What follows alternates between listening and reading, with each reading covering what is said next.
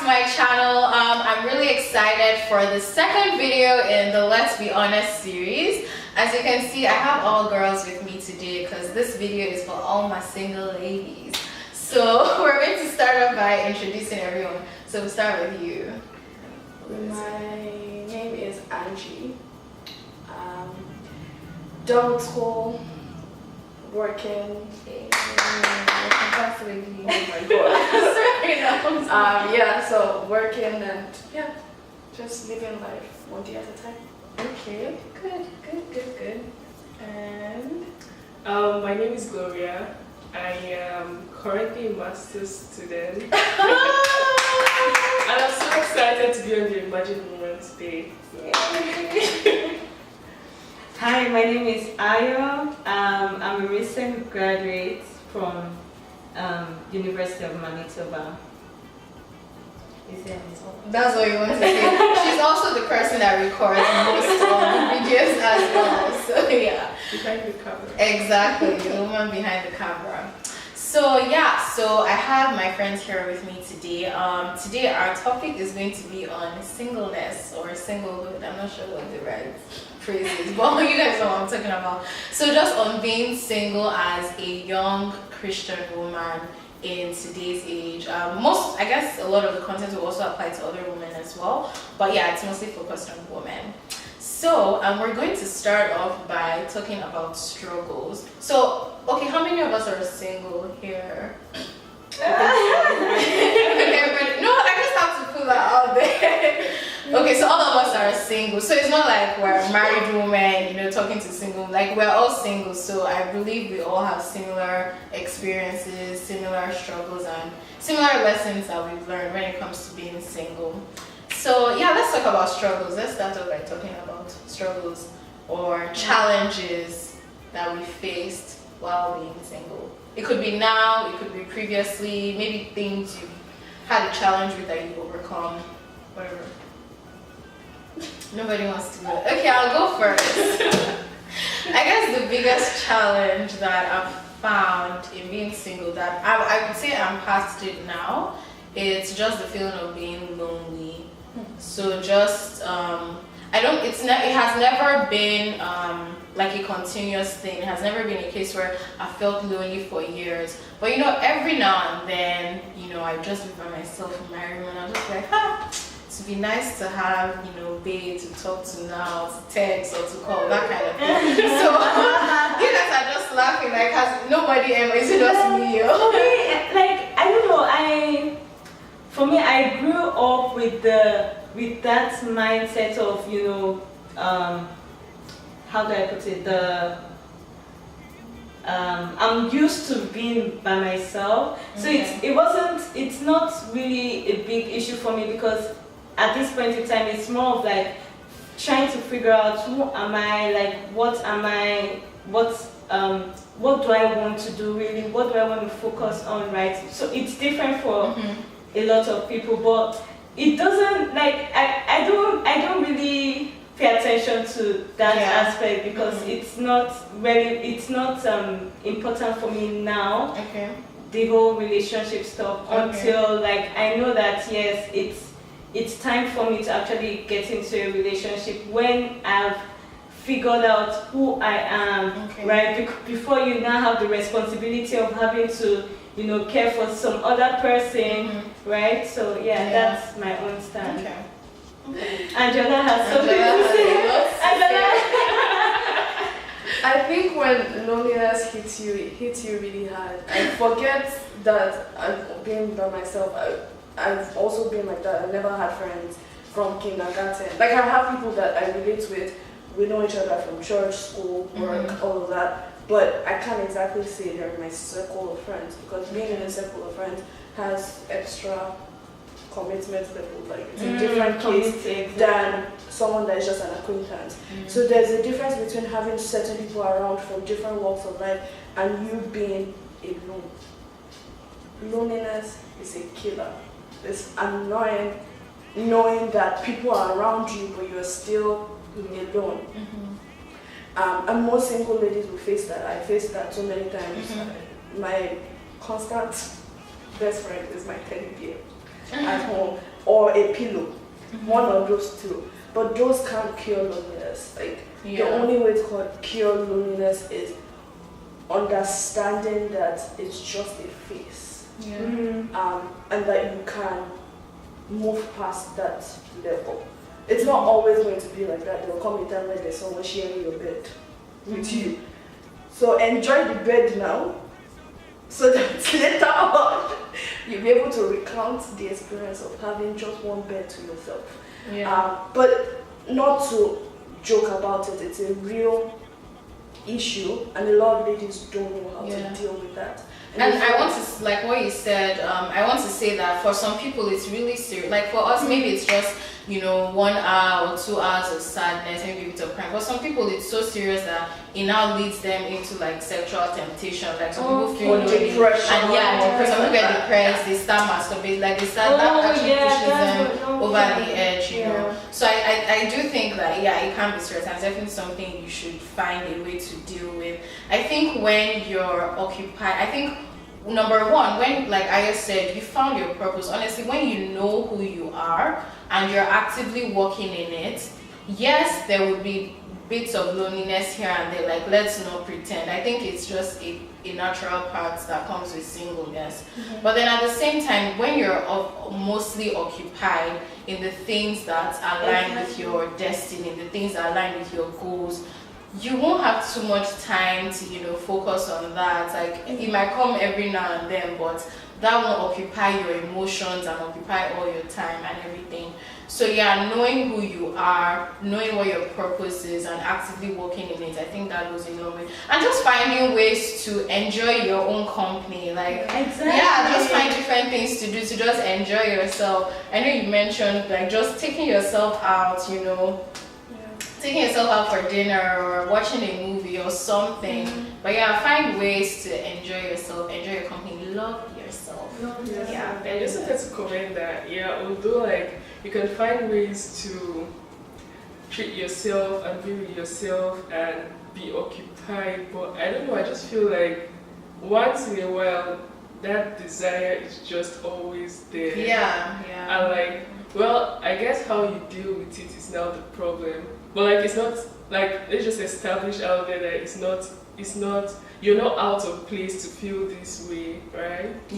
Like it's not out of place, so it's just how you deal with it. I think it's just one of those things that comes with the package. Like at different stages in life, there are the perks and then there are the challenges. I think that's one of the things that just comes with the package of being single. And if you're someone who is so overwhelmed by loneliness and you find yourself engaging in certain sexual activities that you don't want to, please refer to my first video. We really delved into sexual purity and how to deal with it and how to overcome it. So I don't want us to spend too much time on this video talking about that, but just definitely refer to that video. Okay, so what are are there any other struggles or any other challenges that you guys have faced? I think there's also a sense of shame that supposedly, in quotes, based on the society, comes with singleness. A lot of people go into relationships because of peer pressure. Nobody is rushing you and nobody is forcing you to do things. You have to, as a lady or a guy or whoever is watching this, you have to have a sense and a mind of your own. Nobody should rush you into feeling like because you're single, it's a shameful thing, or you're meant to wear your badge of shame and walk around and ask everybody, please, would you want to date me? Can you date me? I'm not attractive enough. No, it's not a shameful thing. You are not your status. There's so much beauty in you that is so different from the simple fact that you're single. Like, don't think of it as the only thing right now that is in my life is the fact that I'm single. You shouldn't feel like a guy is meant to come and sweep you off your feet and constantly validate you. If that is where you're getting your validation from, then you're wrong. Like, you being in your personal space, you understanding the type of person you are, should be enough validation for you. It's not a shameful thing that you're single. It's beautiful. Like, it's a time where you can be free, can grow, can have fun. you don't have to be thinking of somebody's going to be angry that I went to this place. No. Like, you can do whatever you want to do at any point in time. You can pay your bills.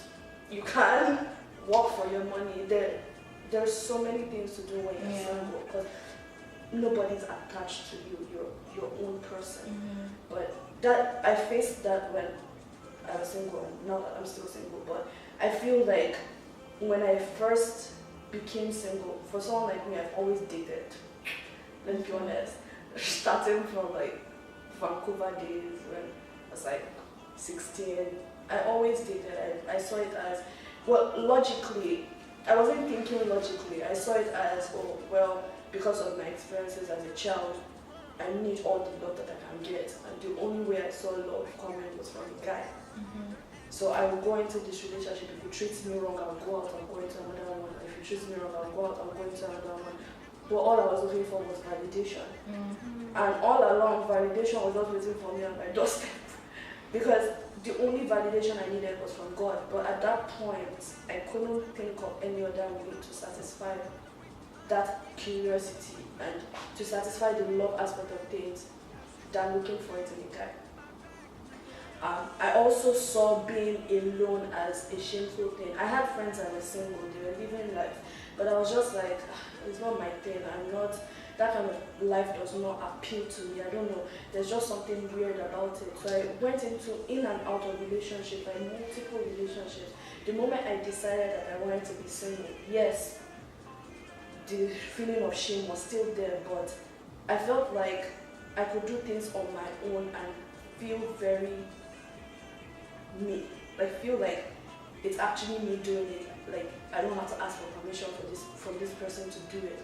Like for example, before being single, I would constantly want someone to. Personally, I don't like sharing beds with people. My sisters know it. I hate when they sleep with me, let's be honest, but I always felt like a guy in my bed was like perfect. Like it was just me and this person. I also had ideas of cohabitating with people. I felt like it was like the logical thing to do. All that boils to the fact that I was alone, but then also I also felt like if you are not with a guy at a particular point, like if you're not with a guy at your teenage years, all the way down to like 20 something, then there's something wrong with you. But there's nothing wrong with me. I'm single right now, but there's nothing wrong with me. I'm perfectly okay. So if you're watching and you're constantly feeling like you want a guy to validate you, you want a guy to be all around you, you want a guy to kind of remove the badge of shame, like I feel like you should go through a sense of transformation, and you should go through a sense of like a mindset change and understand that this is not a shameful thing. Like wear the badge of singleness and be proud. Like tell people that you are single so that they can also wonder why and what attracted you to the whole singleness journey. But yeah, that's what I think. Yeah, well, thanks for sharing, Angela. And one major thing I picked up from that is that your perception of singleness is what determines how happy or how fulfilled you are in that stage. So some people say, oh, I'm so sad because but you're not sad because you're single, you're sad because of how you see singleness. So singleness is not, like Angela said, it's not a shameful thing, it's not a punishment, it's not, like, it's just, I think it's just a stage of life, it's a phase. That everybody must Exactly, that everybody must go through. And granted, for some people it's longer, for some people it's shorter. Like there are different reasons for that. But yeah, it's just a phase, and while you're in that phase, you should make the best of it.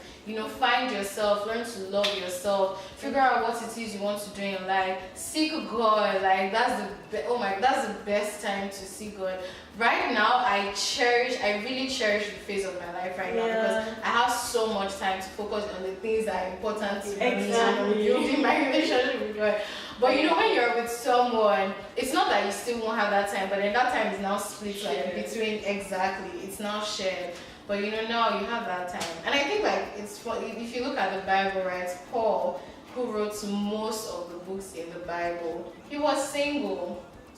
He was single all his life. So that's just a huge example that shows that singleness is a gift and it's a time when you can really seek God and really, do the things that God has called you to do. Yeah.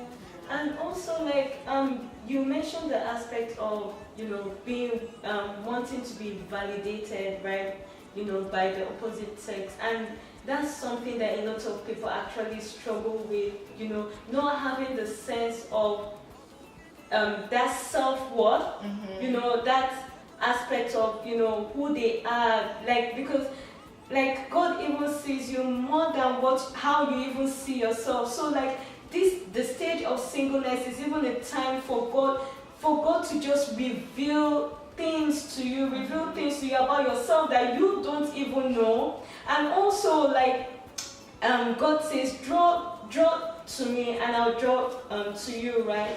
Meaning, like, that expression of love, like if you read the Bible, it keeps on talking about, draw closer to me and I'll draw closer to you. Talks about love, talks about all those sweet. You need to experience the love of God. Like, when you experience the love of God, like, it's just so sweet. And then you know how to actually love someone, despite the fact that, the person might be, might not conform to your way of thinking or something. God teaches you what it means to love, and it's deep. So if you miss this stage of singleness, like, it's a time that you can't get it back, right? Once you miss it, you can't get it back. So it's really important that you take advantage of the period of time you have, to be single, to know who you are in Christ, to know your purpose, to know what you are here in this world. So for every single person,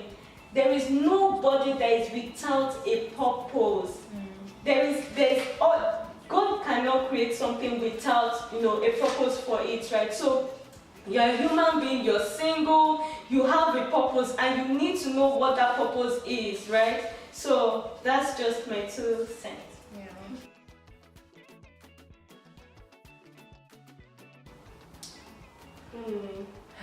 Yeah.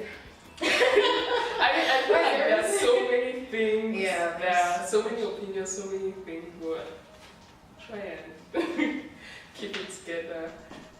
Well, one thing for sure that I feel everybody should be able to, like, a place everybody should be able to get to is that place of celebrating your singleness and not comparing yourself to other people.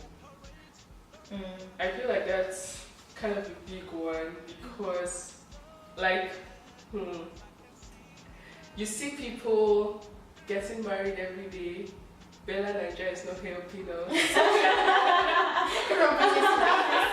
I mean, they rub it in your face, pre-wedding shirts and all of that. And I mean, even though you're not ready yet or you don't feel like you're there yet, but there's just that part in you that makes you feel like your desires are being deferred and makes you feel like you're being pushed and makes you feel like, oh, so people are achieving things in this area of their lives and you're still single. Because of the way it's like portrayed. Yeah, because of the way it's Perfect, portrayed. yeah.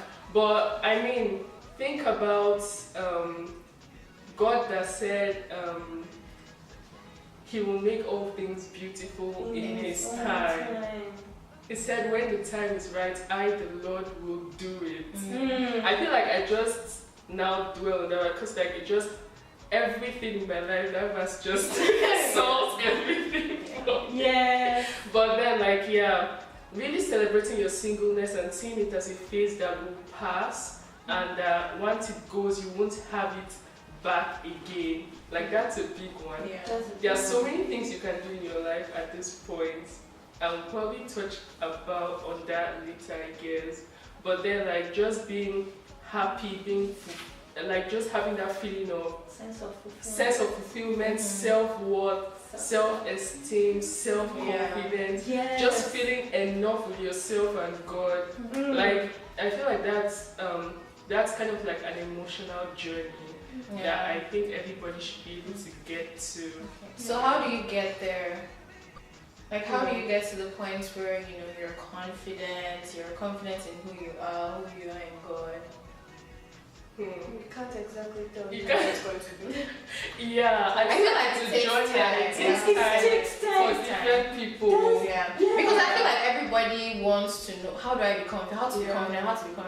I don't think it's something that just happens, Yeah, and that's why I like. It's the a fact that I said process. It's a process, yeah. I feel And like it's a lot of us are still trying to get there, Yeah. but at least we have conquered Exactly. Yeah. some fears and Yeah. some certain things. But it's a It also, I feel like that also comes with being optimistic and positive, like positive confessions to yourself, telling yourself, Yeah. like that, the verse in Psalm 134 that says, I am fearfully and wonderfully made. Yeah. But people usually forget the second part of that verse that says, and my soul knows it so well.